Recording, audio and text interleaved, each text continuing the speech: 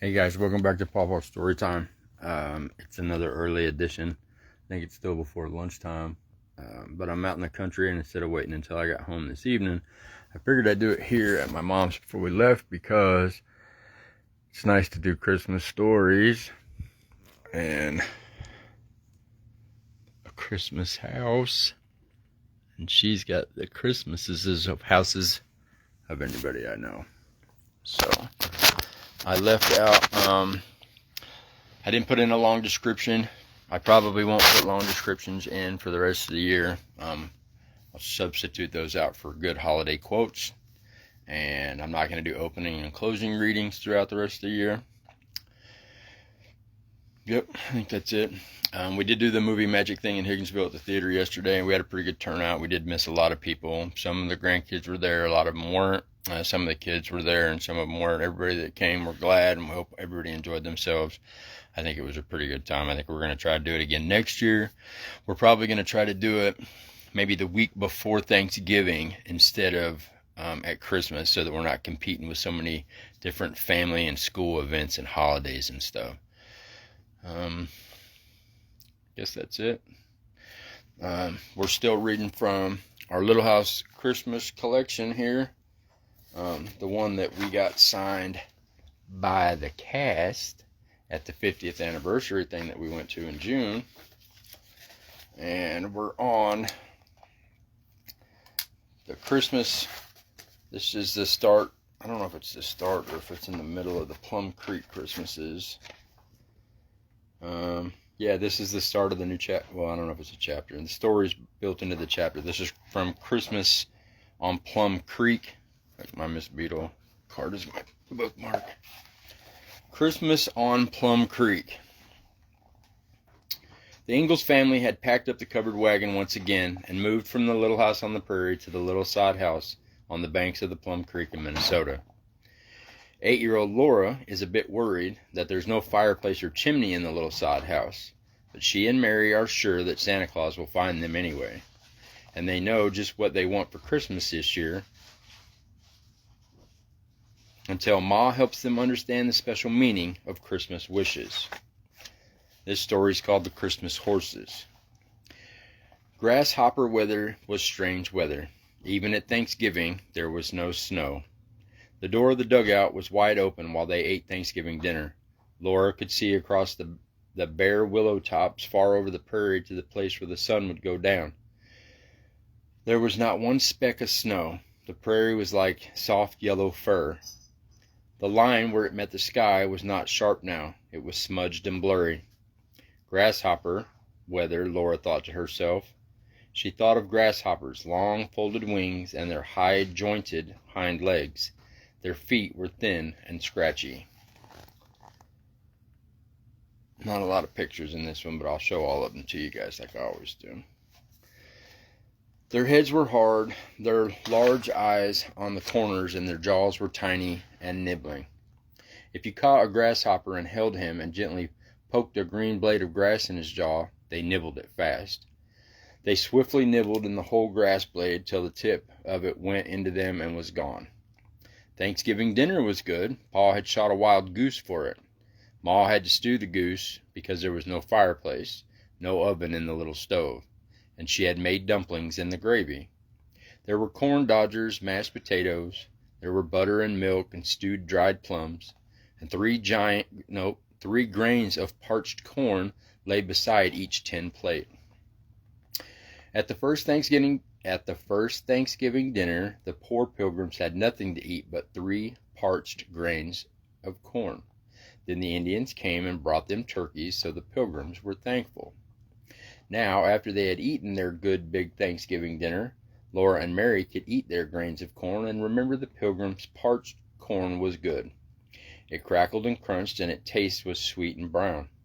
Then Thanksgiving was past, and it was time to think of Christmas. Still there was no snow and no rain. The sky was gray, the prairie was dull, the winds were cold. But the cold winds blew over the top of the dugout. A dugout is snug and cozy, said Ma, but I do feel like an animal pinned up for the winter. Never mind, Carolyn, Pa said. We'll have a good house next year. His eyes shone and his voice was like singing. And good horses, and a buggy to boot. I'll take you riding, dressed up in the silks. Think, Carolyn, this level, rich land, not a stone or stump to contend with, and only 3 miles from a railroad. We can sell every grain of wheat we raise. Then he ran his fingers through his hair and said, I do wish I had a team of horses. Now, Charles, said Ma, here we are, all healthy and safe and snug with food for the winter. Let's be thankful for what we have. I am, Pa said, but Pete and Bright are too slow for harrowing and harvesting. I've broken up the big field with them, but I can't put it all in wheat without horses. Then Laura had a chance to speak without interrupting. She said, there isn't any fireplace. Whatever are you talking about? Ma asked her. Santa Claus, Laura answered.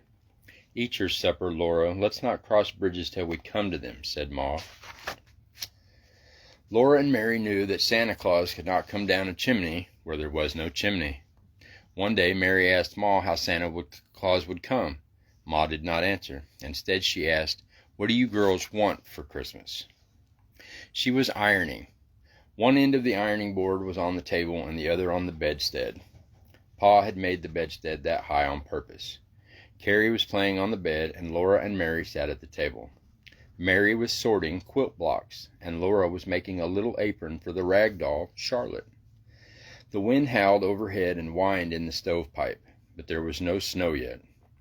Laura said, I want candy. So do I, said Mary, and Carrie cried, Tandy? A new winter dress and a coat and a hood, said Mary.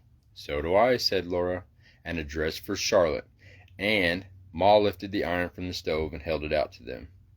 They could test the iron. They licked their fingers and touched them, quicker than quick, to the smooth hot bottom. If it crackled, the iron was hot enough. Thank you, Mary and Laura, Ma said, and she began carefully ironing around and over the patches on Pa's shirt.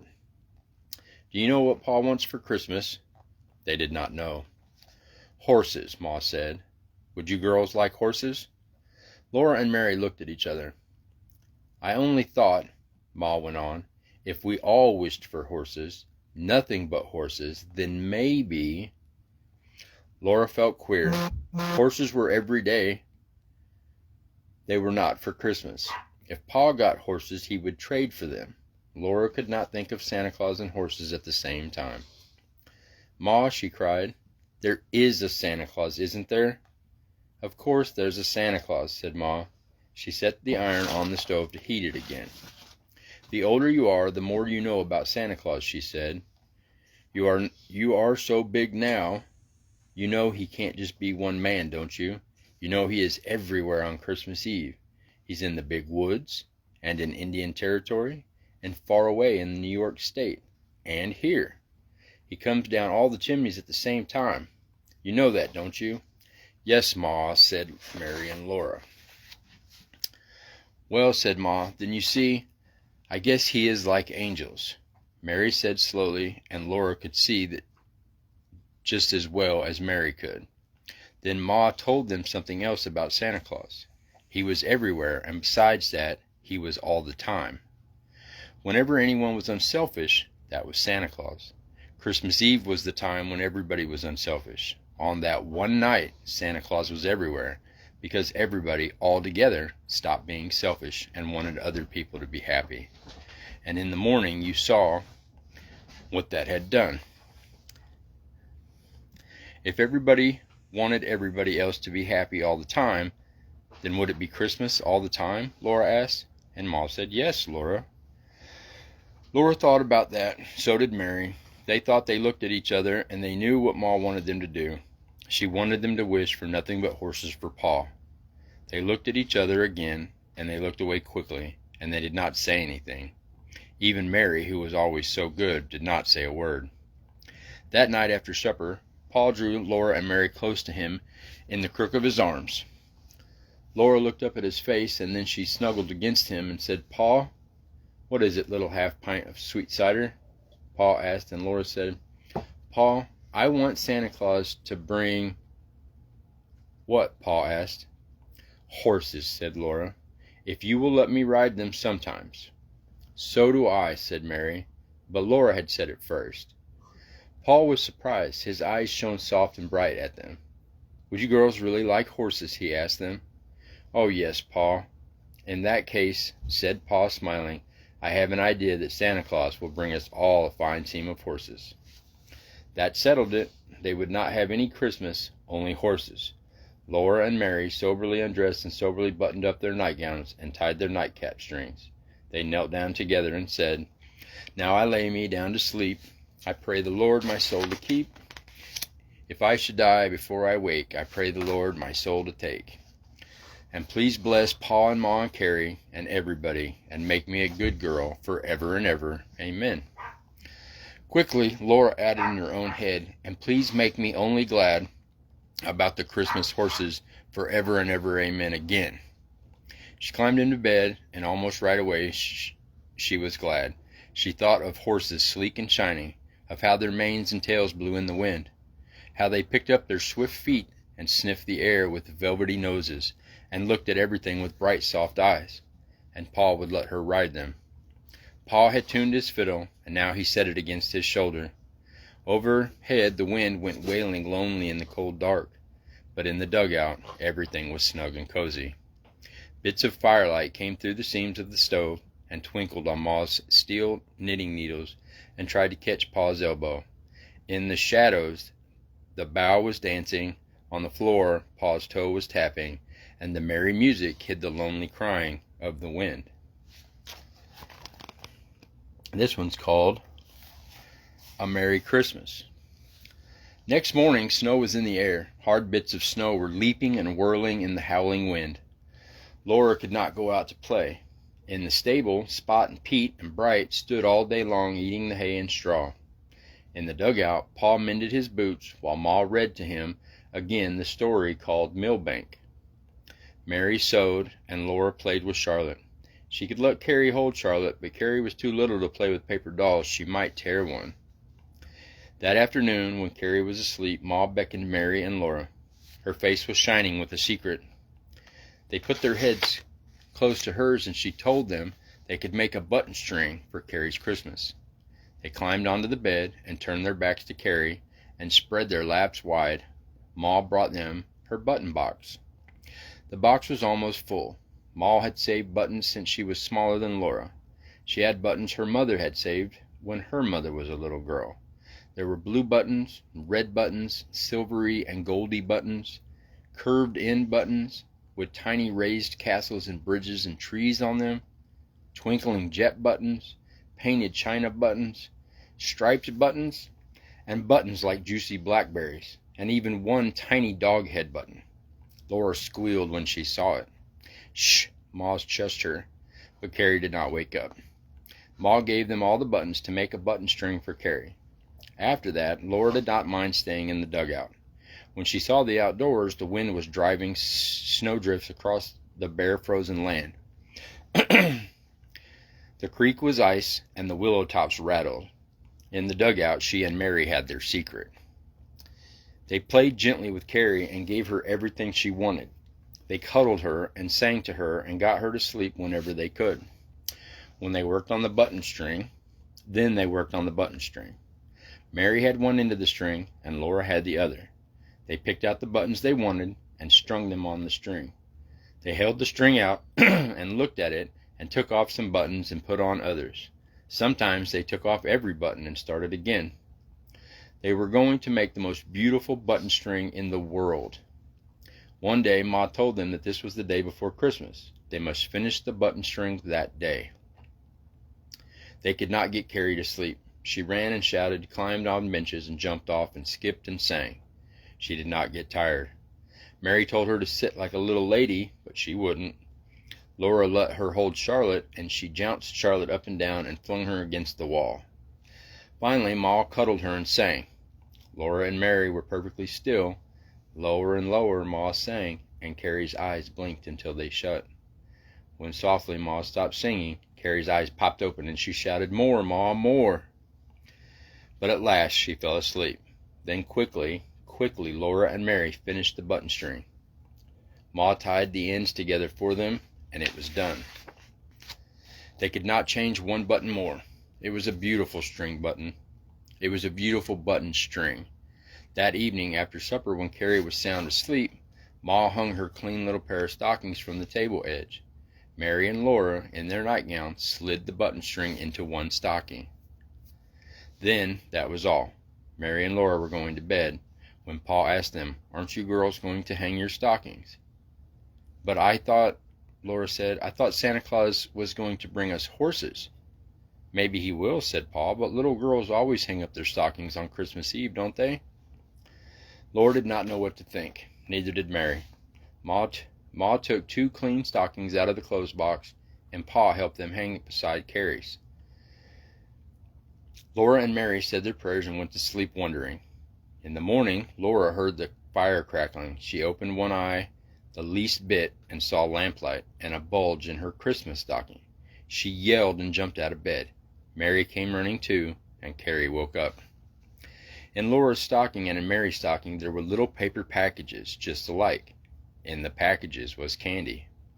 Laura had 6 pieces and Mary had 6. They had never seen so much beautiful candy. It was too beautiful to eat. Some pieces were like ribbons bent in waves. Some were short bits of round stick candy, and on their flat ends were colored flowers that went all the way through. Some were perfectly round and striped. In one of Carrie's stockings were 4 pieces of beautiful candy. In the other was the button string. Carrie's eyes and her mouth were perfectly round when she saw it. Then she squealed and grabbed it and squealed again. She sat on Pa's knee looking at her candy and her button string and wriggling and laughing with joy. Then it was time for Pa to do the chores. He said, "Do you suppose there's anything for us in the stable?" And Ma said, "Dress as fast as you can, girls, and you can go to the stables and see what Pa finds." It was winter, so they had to put on stockings and shoes, but Ma helped them button up the shoes and she pinned their shawls under their chins. They ran out into the cold. Everything was gray except a long red streak in the eastern sky. Its red light shone on the patches of gray-white snow. Snow was caught in the dead grass on the walls and roof of the stable, and it was red. Pa stood waiting at the stable door. He laughed when he saw Laura and Mary. He stepped outside to let them go in. There, standing in Pete's bright places, were 2 horses. They were larger than Pet and Patty. They were soft red-brown colors, shining like silk. Their manes and tails were black. Their eyes were bright and gentle. They put their velvety noses down to Laura and nibbled softly at her hand and breathed warm on it. "Well, Flutterbudget," said Pa. "And Mary, how do you girls like your Christmas?" "Very much, Pa," said Mary. But Laura could only say, "Oh, Pa." Pa's eyes shone deep and he asked, "Who wants to ride the Christmas horses to water?" Laura could hardly wait while she lifted Mary up and showed her how long to hold on to the mane, and told her not to be afraid. Then Pa's strong hand swung Laura up. She sat on the horse's big, gentle back and felt its aliveness carrying her. All outdoors was glittering now with sunshine on snow and frost. Pa went ahead, leading the horses, carrying his axe to break the ice in the creek so they could drink. The horses lifted their heads and took deep breaths, whooshed the cold out of their noses. Their velvety ears pricked forward and then back and forward again. Laura held her horse's mane and clapped her shoes together and laughed. Pa and the horses and Mary and Laura were all happy in the gay, cold Christmas morning.